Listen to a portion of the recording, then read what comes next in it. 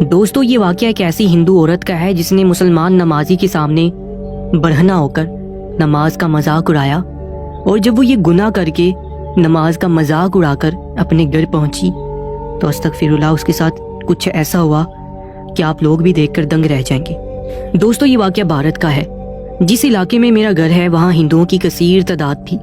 ہندوؤں کی وجہ سے وہاں رہنے والے ہمارے چند مسلمان گھرانوں کے لیے عبادت کرنا بہت مشکل کام تھا۔ ہمارے محلے سے باہر ایک چھوٹی سی مسجد ہے، لیکن شریر ہندو کبھی وہاں اذان نہیں ہونے دیتے اور کبھی نمازیوں کو دوران نماز تنگ کرتے تھے۔ زیادہ تر نمازی یہی کوشش کرتے تھے کہ وہ نماز گھر میں ادا کر لیں، کیونکہ نماز کے وقت راستے سے گزرتے ہوئے ہندو ان کے کپڑوں پر غلاظت سے حملہ کرتے ہیں، جس کی وجہ سے انہیں واپس لوٹ کر پاکیزگی حاصل کرنی پڑتی تھی۔ وہاں بسنے والوں کے لیے زندگی دن بدن مشکل ہوتی جا رہی تھی، لیکن ایک دن تو حد ہی ہو گئی۔ میں نماز ادا کرنے مسجد گیا تو وہاں پہ صرف میں ہی ایک نمازی تھا جو مسجد میں نماز ادا کر رہا تھا۔ میرے علاوہ وہاں پہ اور کوئی نہیں تھا کہ اتنے میں مسجد میں ایک عورت داخل ہوئی اور اس نے میرے سامنے اپنے کپڑے پھاڑ دیے۔ پھر اس کے ساتھ وہ ہوا کہ میرے رونگٹے کھڑے ہو گئے۔ میرا نام فیصل ہے، میں ہندوستان کے گاؤں راجن پور میں رہتا ہوں۔ گاؤں میں 70 گھر ہندوؤں کے آباد تھے اور 70 ہی گھر مسلمانوں کے تھے۔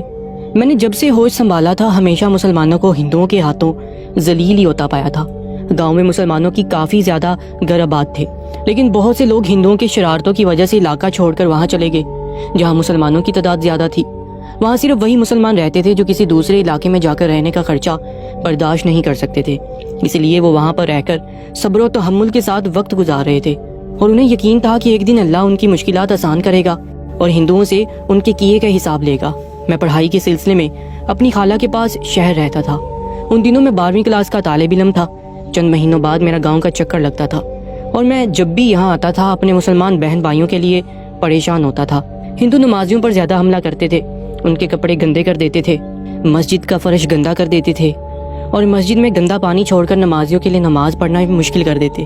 ایک دفعہ میں گاؤں آیا تھا، جو میں نماز کی ادائیگی کے لیے گیا تو یہ دیکھ کر حیران رہ گیا کہ وہاں میرے علاوہ اور کوئی نمازی نہیں تھا۔ وہاں صرف میں ایک نمازی تھا۔ میرے علاوہ باقی سب گھر میں نماز ادا کرنے کو ترجیح دیتے تھے، کیونکہ وہ سب ہندوؤں کی شرارتوں کی وجہ سے عاجز آ گئے تھے۔ میں بڑے سکون سے نماز ادا کر رہا تھا کہ ابھی میں نے پہلا سلام پھیرا تھا کہ گاؤں کی عورت جس کی شہرت کچھ زیادہ اچھی نہیں تھی میرے سامنے آ کر کھڑی ہوگی۔ میں نے حیران نظروں سے اس عورت کی طرف دیکھا کہ آخری عورت مسجد میں کیوں آئی ہے، کیا چاہتی ہے۔ اس سے پہلے کہ میں اس عورت سے کوئی سوال کرتا، اس عورت نے اپنا گریبان دامن تک چا کر لیا۔ میرے سامنے نیم برہنہ ہوگی۔ میں نے لا حول ولا قوت پڑھتے ہوئے اپنا رخ دوسری جانب کر لیا اور اسے مسجد سے جانے کا کہا کہ مسجد کو اپنے وجود سے ناپاک نہیں کرو اور یہاں سے اپنے ناپاک خیالات سمیت چلی جاؤ۔ مگر وہ عورت کسی مقصد کے تحت آئی تھی۔ وہ میری جانب بڑھی اور میرے ساتھ لپٹنے لگی۔ میں نے بڑی درستی کے ساتھ اسے اپنے سے دور کیا، جس کی وجہ سے وہ سنبھل نہ سکی، دور جا گری۔ دوبارہ اٹھ کر میری جانب بڑھی اور بولی، میں تم سے محبت کرتی ہوں اور اگر تم چاہو تو میری محبت کا امتحان لے سکتے ہو۔ دیکھو میں تمہارے سامنے بڑھنا کھڑی ہوں، تم چاہو تو مجھ سے فائدہ لے سکتے ہو۔ میں نے نفرت سے اس کی جانب دیکھا اور مسجد سے نکلنے کی کوشش کی، مگر وہ میرے راستے کو روک کر کھڑی ہوگی۔ میں دوبارہ واپس پلٹا اور نماز کی نیت باندھ لی۔ مجھے نماز کی نیت باندھا دیکھ کر اس عورت نے اونچا اونچا چلانا شروع کر دیا۔ کئی ہندو جو پہلے سے ہی طاق میں بیٹھے تھے تیزی سے مسجد کے اندر داخل ہوئے اور اس عورت نے مجھ پر الزام لگایا کہ میں اس کے ساتھ زبردستی کرنے کی کوشش کر رہا تھا، اور جب اس عورت نے چلانا شروع کیا تو میں نے جلدی سے نماز قائم کر لی۔ نماز کے دوران ہی مجھے 2 مردوں نے اپنی جانب گھسیٹا، میری نماز ٹوٹ گئی۔ ان سب نے مجھے بہت مارا، میرے آگے کے 2 دانت ٹوٹ گئے، بازو اور ٹانگ کا گوشت پھٹ گیا اور مجھے لہو لہان کر دیا۔ کچھ مسلمان بھائی مسجد میں صلح صفائی کے لیے داخل ہوئے اور کچھ صلح جو ہندوؤں نے میری جان بخشی کروائی، لیکن باقی گاؤں کے ہندو بضد تھے کہ گاؤں کو مسلمانوں سے پاک کیا جائے۔ میری حالت بہت بری تھی، مجھے گھر تک چارپی پر ڈال کر پہنچایا گیا۔ میری ماں میری حالت دیکھ کر سہ نہ پائی اور گشی کھا کر گر گئی۔ میں نے بڑی مشکل سے گھر والوں کو حوصلہ دیا کہ فکر نہ کریں، میں ٹھیک ہوں۔ ابا جان سے میری حالت دیکھی نہ گئی اور جیسی میں کچھ سنبھلا تو انہوں نے مجھے شہر جانے کا حکم دیا اور کبھی گاؤں واپس نہ آنے کا کہا۔ ابا ہر صورت مجھے ہندوؤں سے دور رکھنا چاہتے تھے، کیونکہ وہ ہندوؤں کے ناپاک اور ناجائز خیالات کو جانتے تھے۔ شہر آنے کے بعد سے 6 ماہ تک میں گھر نہیں گیا اور مجھے گھر والے شدت سے یاد آ رہے تھے۔ میں نے ابا کو اطلاع کیے بغیر گھر جانے کا فیصلہ کیا، کیونکہ اس سے پہلے میں نے جب بھی گھر آنے کا تذکرہ کیا ابا نے مجھے سختی کے ساتھ گاؤں واپس آنے سے منع کر دیا۔ اس لیے میں نے سوچا ابا کو اطلاع کیے بغیر جاؤں گا تاکہ مجھے روک نہ سکیں۔ میں گھر پہنچا تو ابا اماں مجھے دیکھ کر بہت خوش ہوئے۔ خوش تو انہوں نے ہونا ہی تھا، کیونکہ انہوں نے مجھے 6 ماہ بعد دیکھا تھا۔ لیکن اس کے بعد ابا مجھ پر غصہ ہوئے اور انہوں نے مجھے کہا کہ مجھے یہاں نہیں آنا چاہیے تھا، کیونکہ ہندو ابھی تک اس بات کو نہیں بھولے۔ میں اپنے ناکردہ گناہ کی سزا پا رہا تھا، میرا اس میں کوئی قصور نہیں تھا، لیکن پھر بھی قصوروار مجھے ہی ٹھہرایا جا رہا تھا۔ وہ عورت ہی غلط ارادے سے میری جانی بڑی تھی، اور جب وہ عورت اپنے مقصد میں کامیاب نہ ہو سکی تو الزام مجھ پر لگا دیا کہ میں نے اس کی عزت پر ہاتھ ڈالا ہے اور اسے برہنہ کر دیا ہے۔ مجھے گھر آئے 2 دن ہو گئے تھے کہ امی جی نے بتایا کہ وہ عورت جب مسجد سے نکل کر گھر گئی تو شام تک اس کے جسم سے خارش شروع ہو گئی۔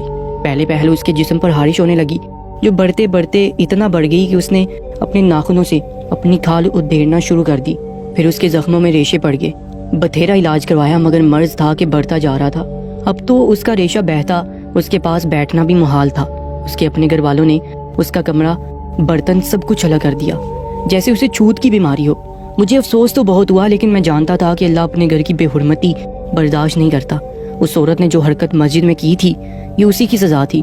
چند دن میں گاؤں میں رہا اور اس عورت کے بارے میں مجھے خبریں ملتی رہیں کہ وہ بہت تکلیف میں ہے، خاص طور پر سینے سے ریشہ بہتا ہے، کیونکہ اس نے اپنے آپ کو سینے کی طرف سے برہنہ کیا تھا۔ میں چند روز بعد واپس شہر آ گیا، لیکن شہر آنے کے بعد بھی میں اس عورت کو بھول نہیں پایا۔ میرے ذہن میں کہیں نہ کہیں وہ عورت موجود رہی، اور اس کی وجہ سے میں اللہ کی اور قریب آنے لگا۔ میرے سجدے بڑھ گئے، لمبے ہو گئے، میں پڑھائی میں مصروف ہو گیا، اور میرا اگلے 6 ماہ تک دوبارہ گاؤں کا چکر نہ لگ سکا۔ میرے امتحان ہو رہے تھے، جس کی وجہ سے کچھ عرصے کے لیے میں اس عورت کو بھی بھول گیا۔ لیکن امتحان دینے کے بعد جب میں واپس گاؤں گیا تو مجھے وہ عورت دوبارہ یاد آ گئی۔ میں نے اماں سے اس کے بارے میں پوچھا تو اماں نے بتایا کہ وہ اپنے زخموں پر سارا دن مٹی بھرتی رہتی ہے، کیونکہ اس کے زخم اب گھڑوں میں بدل گئے ہیں۔ وہ پہلے مٹی بھرتی ہے، پھر پاگل عورتوں کی طرح تکلیف سے چیخیں مارتی ہے۔ مجھے یہ سب سن کر خوف سے جھرجھری آ گئی۔ میں نے اماں سے کہا کہ ایک بار میں اسے ملنا چاہتا ہوں، تو اماں نے مجھے سختی سے منع کر دیا کہ نہیں، بالکل نہیں، اور وہ لوگ مسلمانوں سے نفرت کرتے ہیں۔ اگر ان لوگوں نے تمہیں اپنے دروازے پر دیکھ لیا تو تمہارے ساتھ برا سلوک کریں گے۔ میں تقریباً 1 ماہ تک گاؤں میں رہا اور کچھ نہ کچھ خبر اس عورت کے بارے میں پتہ چلتی رہی۔ ایک بار میرا گزر اس کے گھر کے سامنے سے ہوا تو مجھے کسی عورت کی دردناک چیخوں کی آوازیں سنائی دی، تو میں سمجھ گیا کہ یہ وہی عورت ہے جو مسجد میں برہنہ ہوئی تھی اور اب اللہ کی طرف سے آئی سزا کو بھگت رہی ہے۔ گاؤں آئے مجھے 27 دن ہو گئے تھے جب مجھے پتا چلا کہ اس عورت کے گھر والے مسجد کے امام صاحب کے پاس گئے ہیں اور انہوں نے کہا ہے کہ آپ اللہ سے دعا کریں کہ ہماری لڑکی کی مشکل آسان ہو جائے۔ ہزاروں علاج کروانے کے باوجود اسے کوئی افاقہ نہیں ہو رہا، بلکہ جو بھی دوائی لگائی جاتی ہے وہ الٹا اثر کرتی ہے اور اس کی تکلیف اور بڑھ جاتی ہے۔ جب وہ لوگ مسجد میں آئے تھے تو میں وہاں موجود تھا، مگر امام صاحب نے مجھے گھر آنے کا کہہ دیا تھا، کیونکہ وہ ساری کہانی جانتے تھے کہ ہندوؤں نے مجھ پر غلط الزام لگایا تھا، لیکن پھر بھی مجھ سے دشمنی رکھتے ہیں، اس لیے انہوں نے مجھے گھر جانے کا کہا تاکہ میں ان سب کی نظروں میں نہ ہوں اور وہ پرانی دشمنی نہ دہرائیں۔ یہ سب پھر مجھے بعد میں امام صاحب نے بتایا تھا کہ 1 ماہ کی چھٹی کاٹ کر میں واپس شہر چلا گیا اور اپنی پڑھائی میں مصروف ہو گیا، آہستہ آہستہ اس عورت کو بھول گیا۔ تقریباً 7 سال کے بعد مجھے ایک دن باتوں باتوں میں اماں نے بتایا کہ اس عورت کا انتقال ہو گیا ہے۔ 7 سال اپنی سزا کاٹی تھی۔ مسلمان ہونے کی حیثیت سے ہم لوگ جانتے ہیں کہ یہ سب اللہ کے گھر اور نماز کی بے حرمتی کی وجہ سے ہوا ہے، مگر وہ لوگ ان سب باتوں پر یقین رکھتے تھے، اس لیے سزا پر معافی مانگنے کی بجائے علاج کرواتے رہے اور مرض بڑھتا رہا۔ لیکن یہ میری غلط فہمی تھی کہ ہندو اس کو سزا نہیں سمجھ رہے۔ وقت کے ساتھ ساتھ گاؤں میں مسلمان گھرانوں کی تعداد بڑھنے لگی، لیکن اس عورت کی عبرتناک موت کے بعد یہ فائدہ ہوا کہ ہندوؤں نے مسلمانوں کے ساتھ شرارتیں کم کر دی تھی، مسجد کی بے حرمتی کرنا یا مسجد میں گندگی پھیلانا بند کر دیا تھا، کیونکہ کہیں نہ کہیں وہ سب جانتے تھے کہ یہ سب مسلمانوں کے اللہ کی طرف سے ہوا ہے، کیونکہ اس عورت نے مسجد اور نماز کی بے حرمتی کی تھی، جس کی وجہ سے کئی ہندو گاؤں چھوڑ کر شہر شفٹ ہو گئے تھے، جس کی وجہ سے اب ہم سب کو مسجد میں نماز ادا کرنے